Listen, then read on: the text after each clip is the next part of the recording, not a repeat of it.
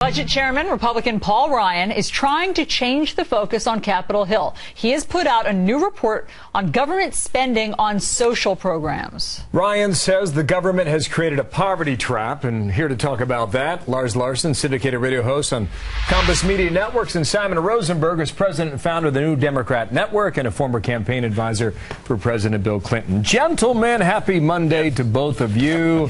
Lars, this is what Paul Ryan says, quote, "There are nearly 100 programs at the federal level that are meant to help, but they've actually created a poverty trap." What do you think about that?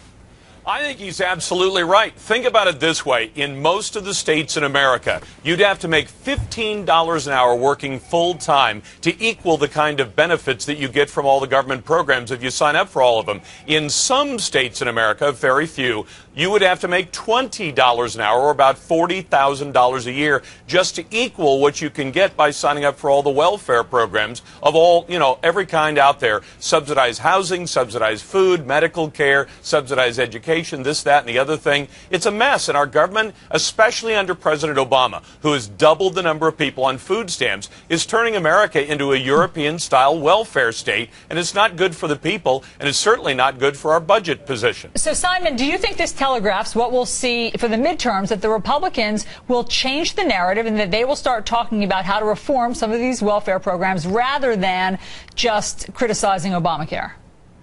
Yeah, I think this is a welcome development. I think it's great that Paul Ryan is focused now on actually making government work better.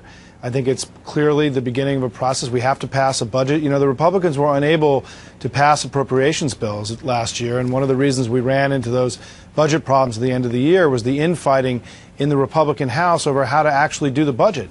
Maybe this year the Republicans are going to use the power they have in controlling the House to lay out their agenda in the House, to come together and show what their alternative vision is to President Obama. So I think this is a welcome development. I think we all want to learn more. Well, Lars, you heard it twice, a welcome development. I think the issue then goes back to the White House and the president as to whether or not he is willing to do a deal that will scale back anything that Washington does. Otherwise, instead of 2014 at $17.3 trillion in debt, you're looking at what? Is it $19 trillion in 2016? Is it $20 trillion when he leaves second term?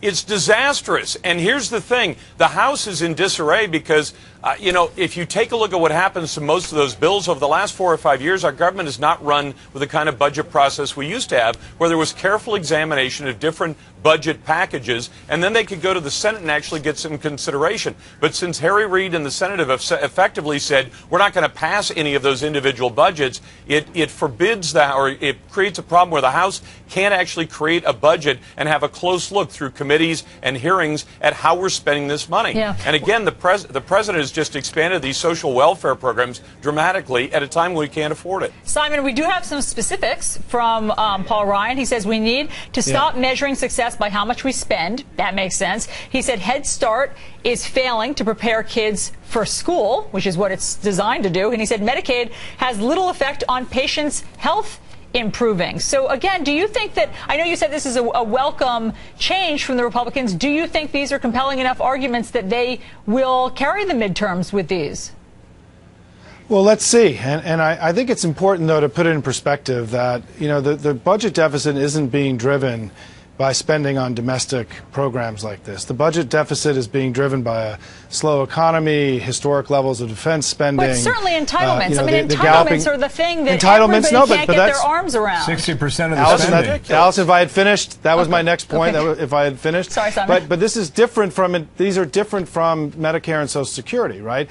And I think that if you look at the overall budget, it would be misleading for the Republicans to tell the American people that they think that they can get the budget deficit significantly in better shape by just cutting these kinds of programs, which are a very, very small part of the overall budget.